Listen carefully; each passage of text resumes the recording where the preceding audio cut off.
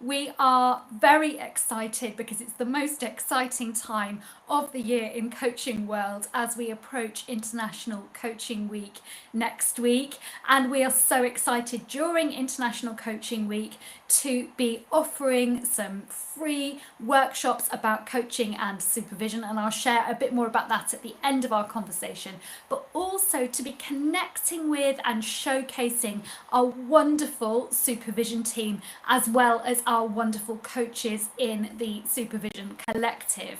So we're going to have a conversation with lovely Jackie Lawrence, who is one of our coach supervisors in the Supervision Collective, to learn more about Jackie, learn about more about her passion for coaching and supervision, as well as her professional background, and how she facilitates supervision. Because I've had the privilege of being in that space, but I'd love for you watching to learn more about Jackie and the wonderful work that she does. So Jackie, welcome. Thank you very much for making the time to be here with me today. Thank you for having me, Sarah. It really is a privilege, and it's a privilege to be part of the Coaching Catalyst team. Oh, thank you. So we love having you. So for those of you who might be watching and who might be new to us, Rebecca and I are the co-founders, but we're very fortunate to be surrounded by and supported by an incredible team of expert coaches, supervisors, mentor coaches as well. And as I said a minute ago, Jackie, you're one of our wonderful supervisors. So for people watching who don't know you, maybe this is their first kind of interaction with you, would you like to start with an introduction wherever you might like to take that? Sure. So I'm Jackie Lawrence. I am a leadership coach.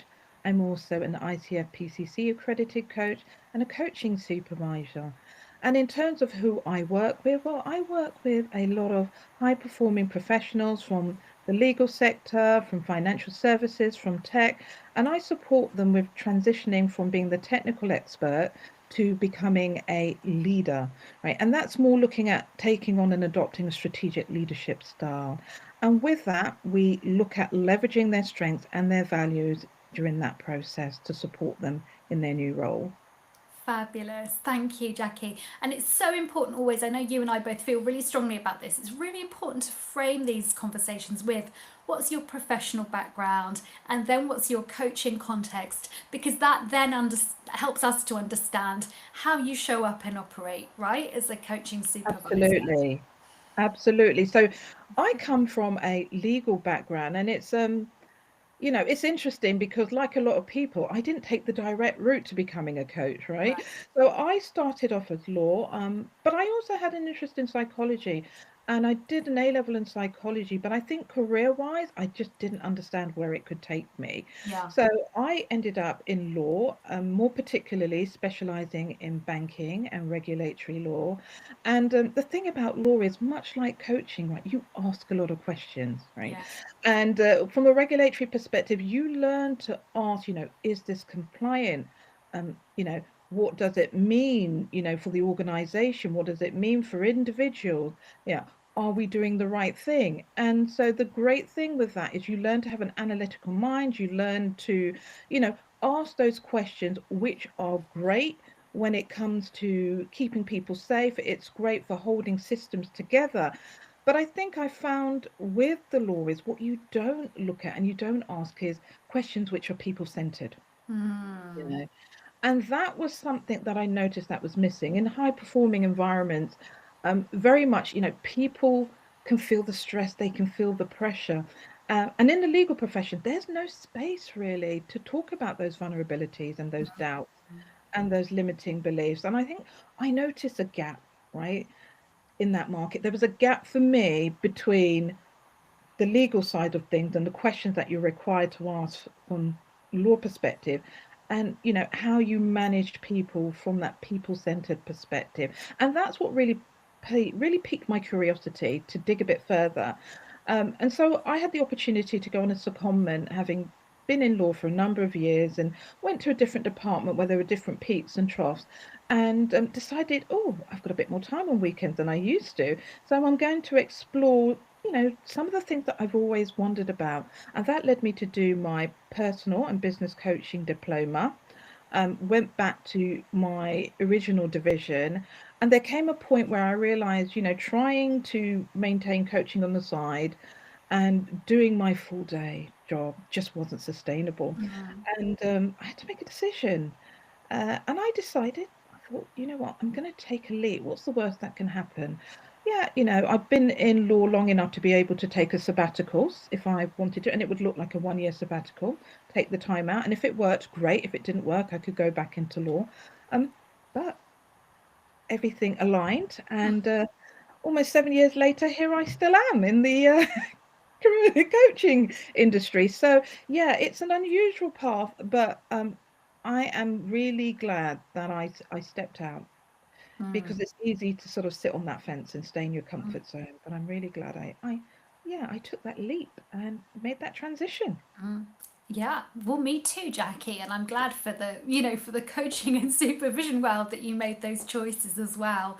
So a lot that you're sharing really resonates with me. So as you know, but people watching this may not know, I had 18 years in secondary education before I came to coaching, and actually probably similar to your professional background, when you come from an established professional background, as most of us do, as coaches, we're surrounded, aren't we, by systems of regulation, systems of support, processes, procedures.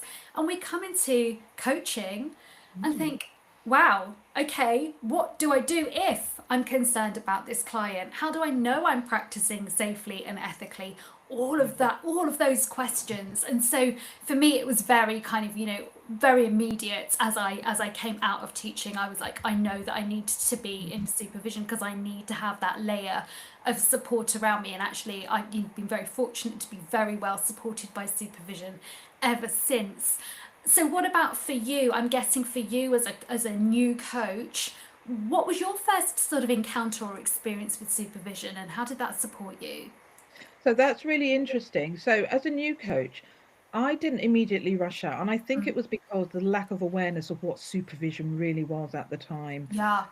and how it could really support me as a coach. And my first experience was I had been part of or larger project that was supporting people to in a leadership space, and as part of that associate project, we got supervision. Ah, And wow. that was my real eye opener as to, oh wow, I didn't realize the actual benefit of it, and particularly group supervision, Mm. because you get the realization that, oh, I'm not the only one who's got these bits of my profession that I might be feeling a bit uncomfortable as a coach, right? We have those clients and those scenarios which might feel a bit, oh, we know something's going on, but we can't put our finger in on it. And that was the space that allowed us to talk about what was really going on the project for us with our clients, obviously within the realms of confidentiality. But Mm. that was really my first experience of supportive supervision. And I Yeah. realized that there's this whole support network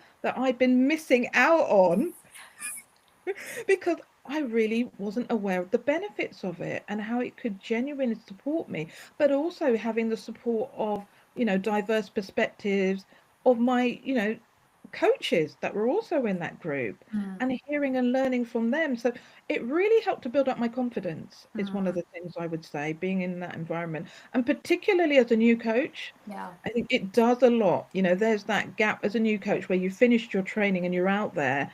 And yes, there are groups that you can join, but supervision provides a different supportive need. It really does. It's funny that you say that, Jackie, because a new coach said that to me recently.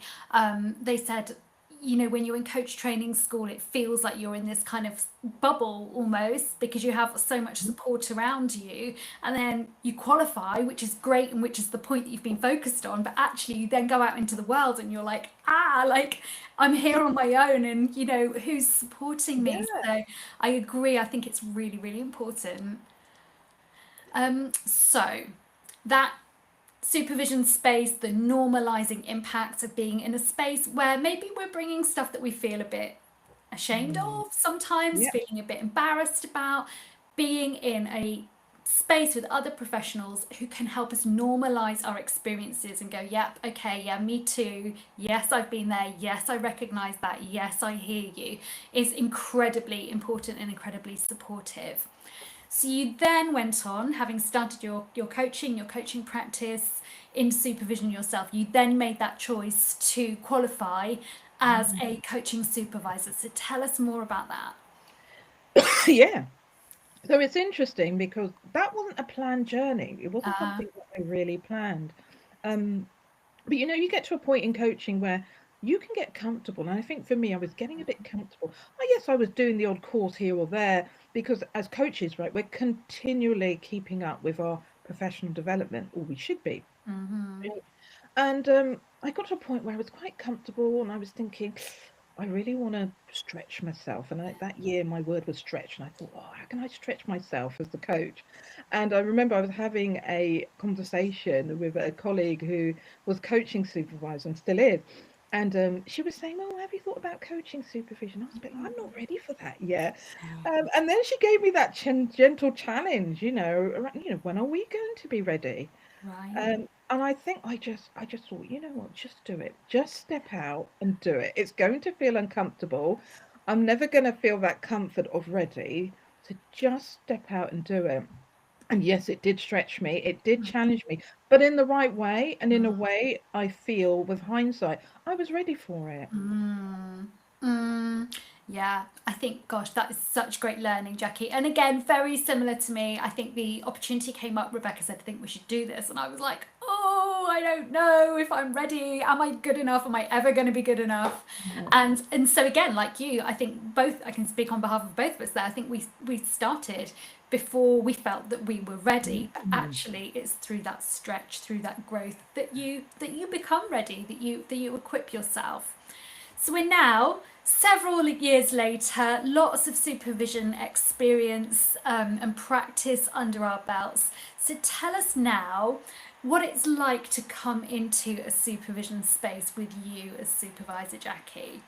Yeah, no, definitely. Oh, I see my space as it's a very warm, supportive space. It's a partnership.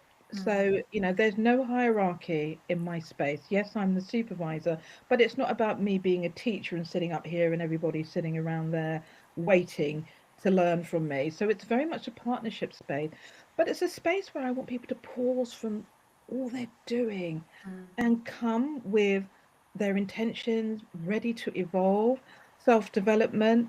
And I always welcome people to bring their half-finished thoughts into the room. Sometimes we think we need to perfect what it is we want to bring to supervision. And I say, no, bring it in.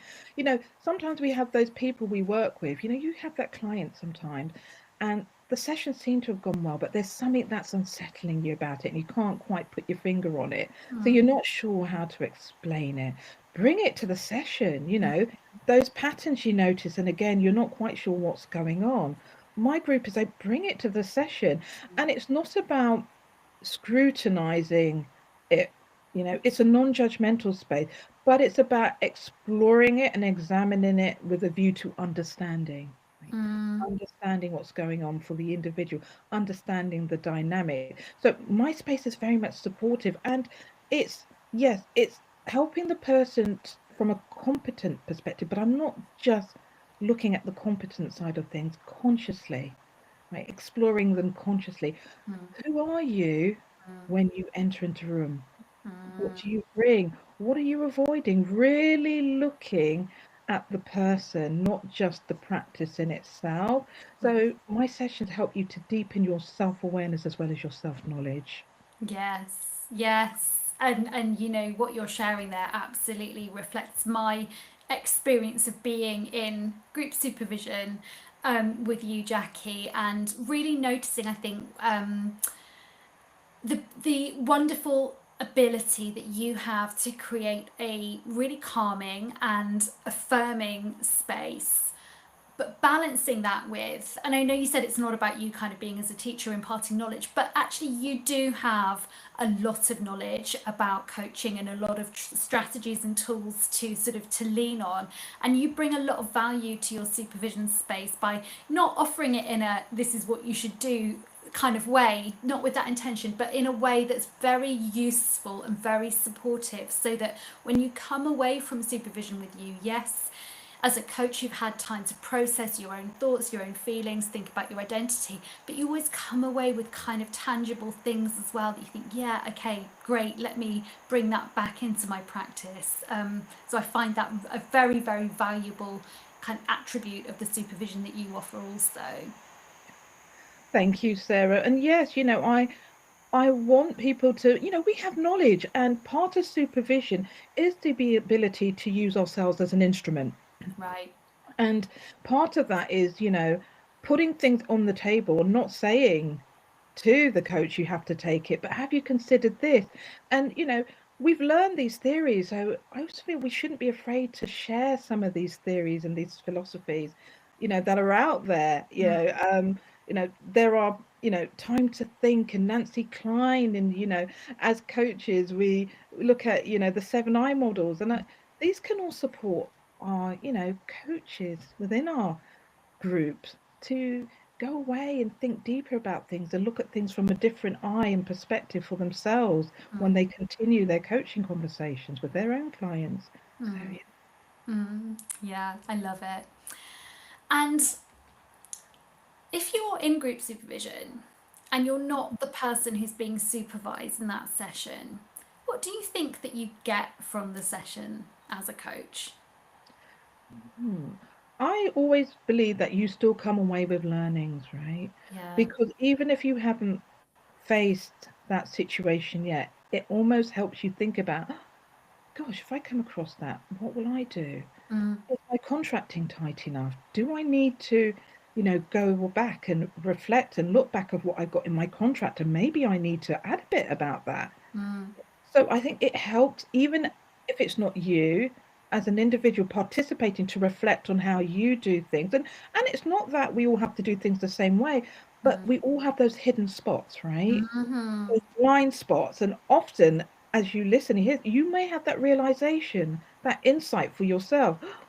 I've just realized something as well for me that you can take away. So I just think you learn so much, even though you're not the person in, sometimes we call it the hot seat, Mm, you still go away with lots of learning and knowledge. And often, coaches will say they feel more refreshed after the session, yes. and energized. And it is about that as well, because we carry a lot of emotional stuff from our clients, and just being in that setting can just help us feel.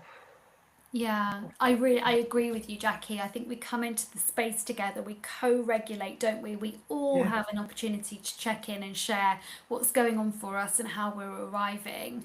I think that as as a kind of a participant in group supervision, but not necessarily the person being supervised, also you're deeply present in that Mm, experience because you're really focused on the person being supervised. You're really thinking about what you're noticing, about what you might want to offer that might be of service to them.